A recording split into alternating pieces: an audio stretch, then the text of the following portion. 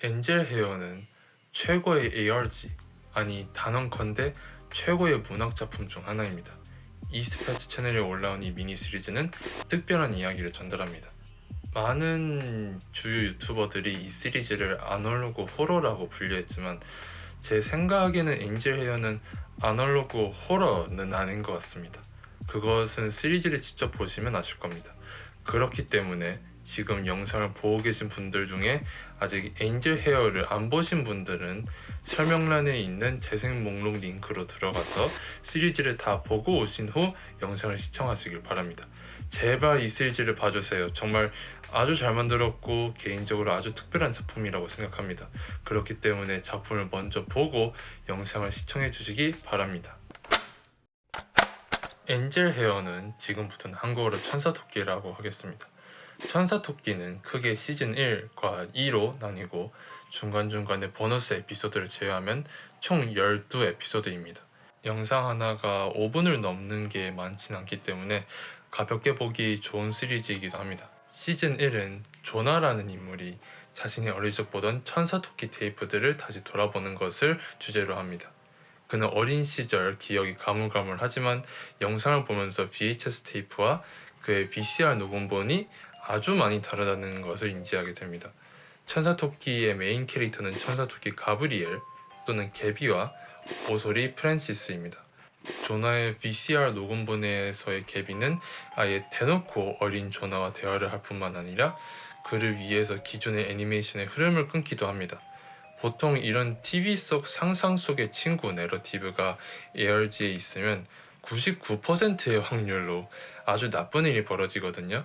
대표적으로는 만델라 카탈로그 볼륨 3에서는 TV 속 스탠리와 어린 아담이 접촉하면서 집안에 상상 속 괴물을 들이오게 되는 등 화면 속 존재가 악마이거나 적이 있는 존재인 경우가 많았습니다. 개비는 그렇지 않습니다. 네, 처음 시리즈를 봤을 때는 저도 아날로그 호러 트롭대로 개비가 사실 조나를 도와주는 척 하면서 그를 조종하고 있다는 생각이 들긴 했지만 뒤로 갈수록 제 생각이 완전히 틀렸다는 것을 볼 수 있었습니다. 천사 가브리엘은 착한 사람입니다. 그리고 그녀는 조나의 수호천사로서 최선을 다합니다. 스토리에서 직접적으로 언급하진 않았지만 시리즈 속 대사들을 통해서 짐작할 수 있는 것이 조나의 아버지는 가정학대범입니다. 어느 정도의 수위인지는 알 수 없지만 테이프 3에서 조나가 어렸을 때 생겼던 흉터에 대해서 얘기하는 것을 보면 물리적인 폭력이 가해진 것은 확실하다고 볼 수 있습니다. 그리고 개비는 TV 속 화면을 통해서 조나에게 필요한 정보들을 전달해 줍니다. 테이프 2에서는 방문을 의자로 막는 법과 장롱에 숨는 것을 알려주고 테이프 3에서는 아예 테이블 위에 있는 총을 분리해서 숨기는 방법을 알려줍니다. 개비는 어린 조나가 정신적으로 안정을 찾을 수 있게 도와주고 있을 뿐만 아니라 그에게 위협이 갈 수 있는 살상 무기를 조각조각 해체하고 숨기는 것까지 알려줍니다. 그리고 이것은 조나의 부모님이 없는 몇 시간 동안 계속 지속된 것이죠. 테이프 4는 개비가 그 어느 때보다 직설적입니다. 이번에는 조나에게 솔직함은 중요하고 항상 진실만 얘기할 수 있어야 한다고 얘기하면서 나쁜 일이 벌어지면 친구 집으로 가라고 합니다. 조나는 그녀가 무언가를 위해서 그의 알리바이를 계획하고 있다고 말합니다. 개비는 더 나아가 조나에게 자신이 무엇을 하면 좋겠냐고 물어보고 그 둘은 마침내 결정을 내리게 됩니다. 현재의 조나가 그 당시 사건 기록을 볼 수 있을까 했지만 그때 우연히 홍수가 지자체 건물을 덮치면서 모든 서류를 없애버립니다. 그리고 이 시리즈에 대한 전형적인 천사이지만 프로덕션 디자인이 정말 완벽합니다. 이 시리즈를 위해서 새로운 캐릭터까지 디자인했고 아예 애니메이션을 창작했고 그리고 그들이 만든 가상의 애니메이션에 관한 굿즈와 세트피스도 만들었습니다. 댓글창에서도 많은 사람들이 천사토끼 애니메이션이 초자연적인 현상들을 제외하면 어렸을 때 보던 기독교 애니메이션들과 비슷한 바이브를 준다고 얘기하는데요. 그만큼 이 시리즈를 창작하는 데만 조사량이 엄청났을 겁니다. 캐릭터 디자인도 시대적 배경과 아주 잘 어울리고 개비가 실제 화면 밖에 있는 조나와 대화하는 것처럼 움직임을 구성한 것도 정말 디테일로 차고 넘칩니다. 너무 좋습니다. 아무튼 테이프 5에서는 조나가 부모님 댁을 방문하면서 자신의 엄마가 자기보다 훨씬 일찍 이 조사를 해오고 있었다는 것을 알게 되고 확실한 답을 찾고자 그녀를 다시 데려오겠다는 결심을 합니다.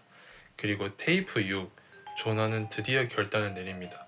그는 VHS 테이프를 라이브 스트리밍하는 것을 통해서 방송국에서 본방송하는 것을 시뮬레이션 하기로 합니다. 이것을 통해서 조나는 개비와 다시 재회할 수 있다는 기대를 품지만 동시에 불확실함도 가지고 있습니다. 하지만 그가 라이브 스트림을 켜고 개비에게 자신의 이름을 말하는 순간 I'm so happy to see you, Jonah. Just look how well you've grown. 이 장면은 너무나도 아름답고 가슴 따뜻해지는 순간이었습니다. 저는 이 장면에 대해서 하루 종일 얘기할 수 있습니다. 우선 배우들의 연기가 완벽합니다. 왜냐하면 미리 그려진 애니메이션에다가 실제 배우가 서로 상호작용하는 것인데 완벽하게 싱크가 맞고, 그리고 조나를 연기한 사람도 그의 감정을 너무나도 잘 표현했습니다. 그는 지금 깜깜한 옥탑방에서 혼자서 컴퓨터 화면을 보면서 가상의 캐릭터의 이름을 부르는 상황이 있습니다. 그 상황에서 개비의 이름을 부르면서 느끼던 기대감과 불안감, 그러고는 개비가 자신의 이름을 다시 부를 때 냈던 그 작은 소리도 그냥 이 상황과 너무 잘 어울립니다. 과장되지도 않고 그렇다고 감정에 기복이 있는 것도 아닙니다. 조나의 상황을 너무 뉘앙스 있게 잘 표현했습니다. 그리고 마지막에 개비가 내가 얼마나 잘 컸는지 봐 라고 말하면서 조나와 개비의 손이 맞들 때 정말 정말 말이 안 나옵니다. 기쁘면서도 뭉클해지고 정말 처음 이 장면을 봤을 때 거의 울 뻔했습니다. 뭔가 오랫동안 건드려지지 않았던 감정을 건드린 것 마냥 그냥 완벽합니다. 정말 시즌 1의 완벽한 엔딩이었습니다. 지금까지 조나는 자신의 잃어버린 어릴 적 기억을 탐방하기 위해서 천사토끼 시리즈를 정주행했었고, 그가 이 화면 속 수호천사와 몇 시간 동안 대화를 하면서 기쁨과 아픔을 같이 나눴었는데 그 기억은 마치 없었던 것처럼 사라졌었고, 이 모든 것이 진짜일지 아니면 그저 그의 망상일지 불확실한 상황에서 라이브 스트리밍에다가 그녀의 이름을 불렀는데 응답을 해준 것입니다. 그의 화면 속 친구, 그의 수호천사가 진짜였고, 그리고 그녀와 다시 재회한 것입니다. 어찌 보면 이 정도로 건전하고 마음 따뜻해지는 순간이 없을 것입니다. 그리고 조나를 완전히 인식하자 개비의 몸에 글리치가 생기면서 움직임의 스타일이 전과 완전히 뒤바뀌는 연출도 그냥, 이것은 마치 어렸을 때 정말 가깝게 지내던 친구가 20년 가까이 연락이 끊겼는데 우연히 다시 만날 방법을 기적처럼 찾아가지고 서로 손을 잡으면서 그 친구와 재회하는 것과 같은 격입니다. 그리고 그 친구에게 내가 얼마나 잘 컸는지 봐, 정말 잘 커져서 고마워, 이런 얘기를 듣는 것이 아니 지금 감정적으로 변하려고 그러는데 정말 큰일입니다. 시즌 1의 이야기는 인간에게 있어서 문학작품이 가지는 의의를 보여줍니다. 인생이 힘들거나 혼란스러운 시기를 겪을 때 가끔씩 영화나 게임 같은 엔터테인먼트는 잠깐의 탈출구를 열어주거나 더 나아가 삶의 새로운 의미를 보여줄 수 있을 정도로 강한 힘을 가지고 있습니다. 이 시리즈 속 조나도 천사토끼 시리즈가 어렸을 때 그가 현실에서 도피할 수 있게 해주었던 애니메이션이라고 말합니다. 그에게 있어서 TV는 다른 세계로 향하는 창이고, 애니메이션 속 개비는 조나가 다른 세계로 들어오는 것을 도와주고 가이드해주는 인물인 셈이죠. 개비와 조나의 관계는 어린 아이들이 만화 속 캐릭터와 있는 교감을 상징합니다. 어린이가 특정 캐릭터에게 애착과 친근감을 느끼면서 마치 화면 속 캐릭터가 진짜처럼 느껴지는 그러한 감정을요. 그리고 이 시리즈 댓글에서도 많은 사람들이 이에 공감을 하는 듯 합니다.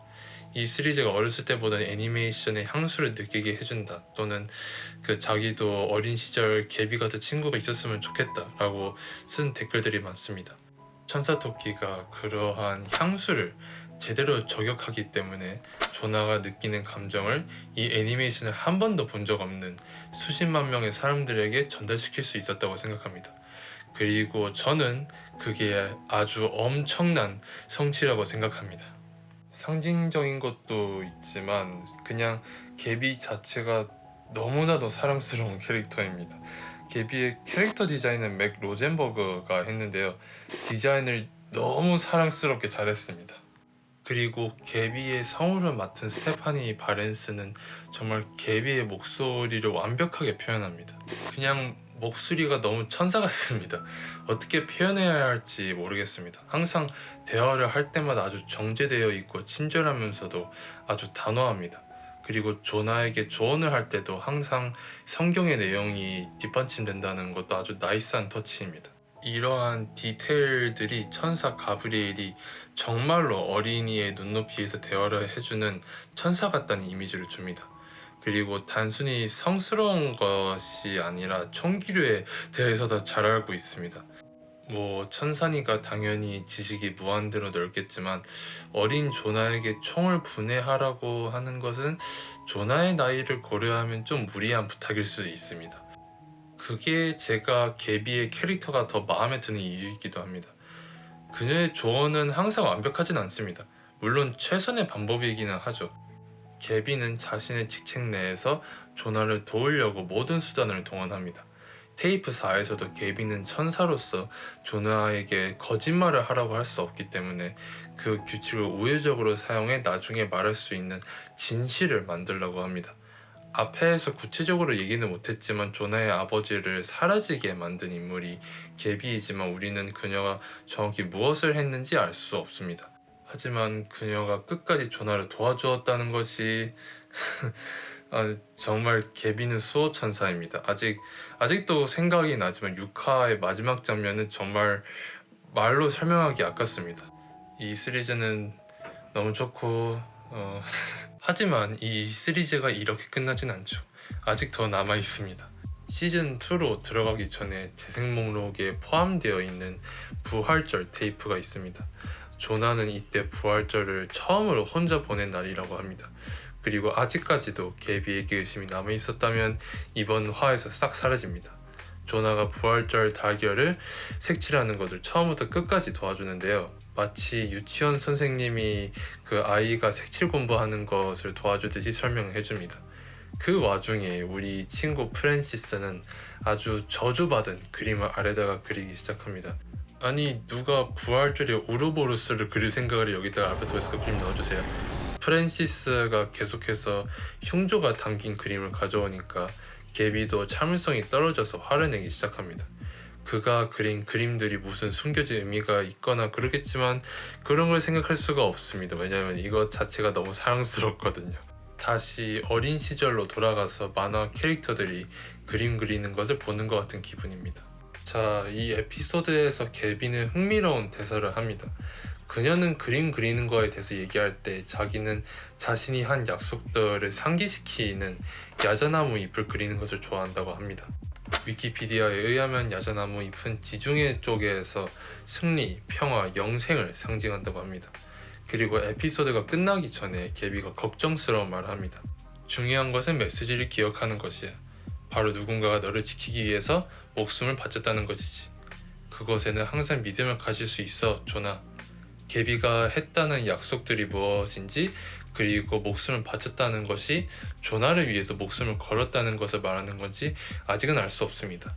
하지만 프랜시스가 그린 흉조가 현실이 됐는지 부활절 이후 개비는 사라집니다. 그렇게 시즌2가 시작됩니다. 조나는 경고 없이 벌어진 개비의 부재에 패닉이 오고 그는 끝없이 스트리밍을 계속하기 시작합니다. 저는 저 숫자가 무엇을 의미하는지 모르겠지만 아무튼 그지같이 오랫동안 스트리밍을 합니다. 하지만 개비는 돌아오지 않고 또 다른 토끼가 하늘에서 내려옵니다. 그리고 앞으로 나올 에피소드들에서도 나오기 때문에 얘기하는 것이 중간중간에 검은 선들이 나타나는 글리치들 있잖아요. 그게 개비의 조각들이 잠깐 튀어나오는 것입니다. 그 이유는 마지막 화를 보셨으면 알 것입니다. 이 천사 잭이 또는 천사 자자겔이 개비를 대신해서 쇼를 진행하지만 대역이라고 하기도 애매한 게 거의 대사를 치는 것이 정말 의지가 하나도 없습니다. 그냥 와 오늘 날씨가 너무 좋다 완전 영혼이 없습니다. It's a beautiful day, Francis. We shouldn't take it for granted.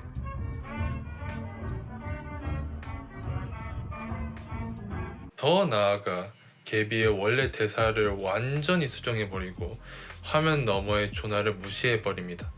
그리고 이 와중에 프랜시스도 너무 웃긴 게 그도 쇼 호스트가 완전히 바뀐 것을 눈치채서 대본대로 진행하는 것조차 힘들어합니다. 조나도 빡치기 시작하고 그래서 제기한테서 무슨 반응이라도 얻기 위해서 최후의 수단으로 스트리밍을 종료하겠다고 협박합니다. 그랬더니 제기 입이 날아다니기 시작합니다. 결론적으로 제기는 개비를 찾으러 왔습니다.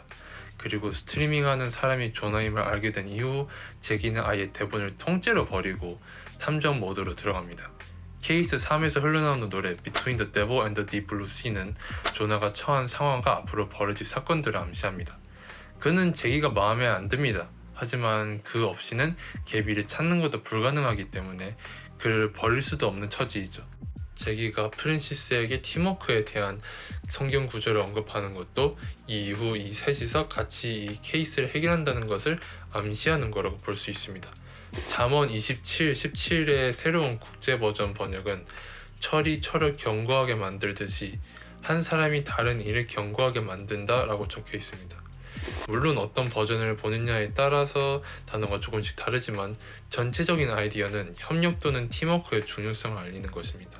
제기의 말대로 자료를 꺼낸 프랜시스는 자신이 부활 절 아침에 본 비전을 그림으로 그린 것을 주는데 오 마이 갓 성서 속 개비다. 그리고 제기의 반응이 너무 재밌습니다. 개비를 너무 전통주의자라고 얘기하면서 프랜시스에게 불평을 하는 게 정말 까칠한데 동시에 유쾌한 톤이 있습니다. Is this the only style you know? I'm not sure what you mean, Angel Zaggy. That's just exactly as I saw it. Would you stop calling me Zaggy? She's gotta be so darn traditional. 제기는 조나에게 다른 세팅에서 하면은 더 수월할 것이라고 말하면서 뭐든 생방송할 수 있어? 라고 물어봅니다. 조나는 제기의 말에 따라 무슨 서점에서 발견한 필름 애니메이션을 틀고 동시에 OBS로 생방송을 합니다. 그리고 천사토끼 시리즈처럼 이번에도 먹혔습니다. 그리고 거기에는 프랜시스와 개비도 있습니다. 제기와 프랜시스가 보는 신문 잡지에서 새로운 스테이지를 찾은 스탈렛, 엄한 요구들과 마주한다라는 글을 읽습니다. 그리고 프랜시스가 아예 대놓고 천사가 죽지는 않잖아 라고 말합니다. 이 신문 잡지 하나로 개비의 상황이 설명이 됩니다. 조나가 개비를 인터넷이라는 새로운 공간에 들여오는 바람에 새로운 어려움과 마주하게 된 것이고 양쪽 세계관에서 모두 부재한 상태입니다. 조나도 조금씩 이것이 자신의 잘못이 있다는 것을 알게 되지만 그는 개비를 찾는 것이 우선이고 그래서 탐정 듀오에게 스트리밍을 설명합니다. 이 설정은 너무 신기합니다. 캐릭터 스토리 아트 스타일 자체가 아예 다른 두 만화의 동일한 초자연적인 존재들이 쇼 호스트를 맡고 있고 동시에 비슷한 사건들이 진행되는 것이 정말 신선한 듀얼 내러티브입니다. 너무 마음에 듭니다. 그리고 제가 이게 아날로그 호러가 아니라고 한 이유도 거의 이쯤 되면 ARG가 아니라 그냥 애니나 뭐 드라마 시리즈를 보는 것 같은 기분이 듭니다. 그냥 다른 작품들과는 아주 차별화된 스타일을 보여줍니다. 그렇게 탐정 듀오와 조나는 개비를 찾기 위한 계획을 세웁니다. 양쪽 모두가 최대한 많은 스크린을 켜서 개비를 불러올 수 있게 하는 것이죠. 흥미로운 것이 케이스 5의 시작에서 조나는 거의 자신에게 개비가 안 오는 이유에 대해서 질문을 던지기 시작합니다. 개비가 부르면 항상 왔으니까 못 오는 것은 분명 그럴 여건이 안 됐을 거라고 얘기하면서도 그렇겠지? 라고 마지막에 덧붙이면서 의문을 제기하듯이 얘기합니다. 조나는 조금씩 자신의 이기적인 면을 드러내고 있습니다. 물론 개비를 인터넷에 마음대로 풀어놓은 것부터 이기적이지만 개비가 갑자기 사라진 것이 그녀가 자신과의 약속을 못 지키는 게 아니라 안 지키는 거라는 생각을 하고 있습니다. 이러한 조나의 처지는 마지막 화에서 중요해집니다. 아무튼 조나는 당연하게도 탐정 제기에게 질문이 많지만 그는 전부 거절합니다.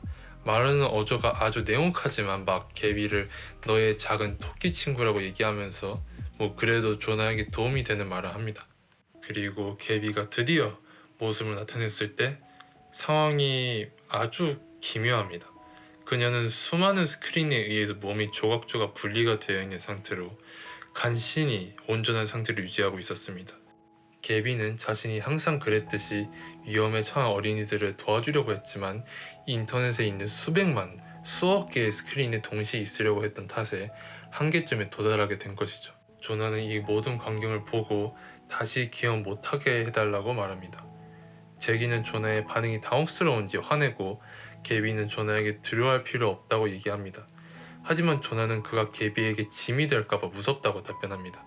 케이스 5만 회도 그는 개비가 자신한테 안 오는 것에 대해서 속상해했습니다. 하지만 자신에 의해서 개비가 처한 상황을 보고 난 뒤 그는 자신이 더 이상 어린아이가 아니라는 것을 깨닫게 됩니다. 조나는 어렸을 때 자기 자신이 더 이상 아니고 개비도 조나를 그때처럼 도와줄 수 없습니다. 어린아이들을 도와주는 수호천사 개비는 더 이상 그에게 필요한 존재가 되지 않았음에도 그의 개인적인 욕망이 그녀를 계속 부르게 만들었던 것입니다. 물론 개비도 이것을 깨닫게 됩니다. 그녀는 조나를 다시 만나게 돼서 너무 좋지만 동시에 그녀를 부르는 목소리는 너무나도 많습니다. 특히나 24시간 매일 돌아가는 인터넷에서는 도움이 필요한 어린이가 더더욱 많을 것입니다. 그렇게 조나와 함께 지내면서 자신의 본 직업을 동시에 할 수 있을 거라고 생각했지만 이 새로운 무대인 인터넷은 개비에게 너무나도 큰 버거움을 안겨주었던 것이죠. 조나는 너무 이기적으로 행동하려 했고 개비는 너무 완벽하려고 했습니다. 잭이가 인터넷에 대해서 말하자 개비는 우리는 전에도 적응한 적이 있어 라고 합니다. 하지만 잭이는 그때는 도움을 받았었잖아 라고 말합니다. 개비는 조나에게 불확실한 말투로 도움을 요청합니다. 조나가 기억하던 완벽한 수호자가 아니면 신경 쓰이겠냐고, 자신 또한 그의 도움이 필요해도 괜찮겠냐고 물어보지만 그거에 대해서 조나는 넌 완벽한 적이 없어. 그저 나를 위해서 거기 있어줬잖아 라고 대답합니다. 개비는 조나에게 너도 이제 그럴 수 있어 라고 얘기하면서 조나가 먼저 손을 내밀고 둘이 다시 만나게 됩니다. 개비가 다시 완전체가 됐습니다. 여러분에게 아주 명확히 하고 싶습니다. 저는 이 시리즈를 사랑합니다. 이 엔딩은 완벽합니다. 애초에 개비가 사라진 이유도 무슨 거대한 빌런이 있었거나 아니면 글리치가 발생했거나 그런 게 아니고 그냥 개비가 자기만 책임을 짊어지려고 한 것 때문에 한계에 도달해서이고, 조나도 이것을 보고 도망가는 것, 그냥 다 까먹어 버리는 것이 아닌 개비 옆에 있어주는 것, 그녀를 도와주는 길을 택한 것이, 왜냐하면 제기가 말했듯이 그들도 도움을 받았었던 적이 있었고 그는 조나를 밖에 있는 자라고 부릅니다. 조나는 이제 이 화면 속 수호천사들을 새로운 지형인 인터넷에 적응하는 것을 도울 밖에 있는 자가 되기로 한 것이죠. 한때 개비가 조나를 도왔듯이 이제 조나도 개비를 도울 수 있게 된 것입니다.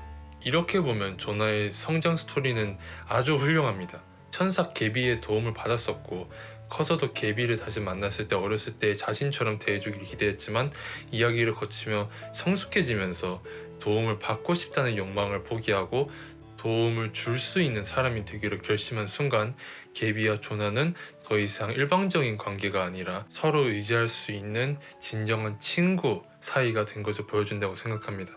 그리고 조나가 개비에게 너는 그저 내 옆에 있어줬잖아 했던 대사도 결국 모두가 친구가 됐고 이제 막 새로운 모험을 나갈 것을 암시하는 듯 합니다. 그렇게 시즌2도 막을 내립니다. 시리즈 자체는 아날로그와 디지털의 혼합형인 것이, 천사토끼 시리즈는 VHS 테이프들에 있었고 애니메이션의 제작 시기와 스타일 모두 8, 90년대 어린이 애니메이션을 연상시키지만 조나 시점에서의 이야기는 현대적인 배경에서 벌어지고 자신의 발견들을 비디오 에세이 형식으로 기록하고 유튜브 채널에 올리는 것은 디지털적인 요소이기 때문입니다. 포맷 자체가 신선하긴 하지만 그냥 모든 면에서 너무 사랑스럽습니다. 이렇게 애착을 느낀 시리즈는 처음입니다. 저는 이 시리즈를 보고 나서 정말 평균 이상으로 그림을 그리기 시작했습니다. 진심 포토샵 키고 천사 개비를 거의 매일 그렸습니다. 그리고 지금도 생각날 때마다 매일 시리즈를 막 다시 보고 있습니다. 이 시리즈는 너무 잘 만들었고 이제 거의 중독되기 직전입니다. 도와주세요. 하지만 진심으로 이스트 패치 프로덕션 멤버들에게 정말 이런 작품을 만들어 주셔서 감사하다고 말씀드리고 싶습니다. 그리고 알고 있습니다. 제가 언급 안 한 보너스 에피소드들과 숨겨진 디테일들이 있습니다. 하지만 오늘은 얘기 안 할 것입니다. 이번 영상은 이 시리즈가 전하고자 하는 스토리에 집중하는 것이 되었으면 했습니다. 왜냐하면 천사토끼를 다룬 대형 유튜버들 모두 사소한 디테일에만 사로잡혀서 막 이 시리즈가 아날로그 호러라고 막 사람 죽이는 만화 이렇게 막 포장해가지고 이 이야기의 진짜 의미를 얘기 안 한 것 같다는 생각이 들었습니다. 그래서 이번 영상은 메인라인 스토리 위주로 보는 파트이고 파트 2 영상에서는 이 시리즈의 로얼 부분들을 집중적으로 다루게 될 것입니다. 그럼 마지막으로 에인젤 헤어 시리즈 서포트 해주길 바라고요. 지금까지 시청해주셔서 감사합니다.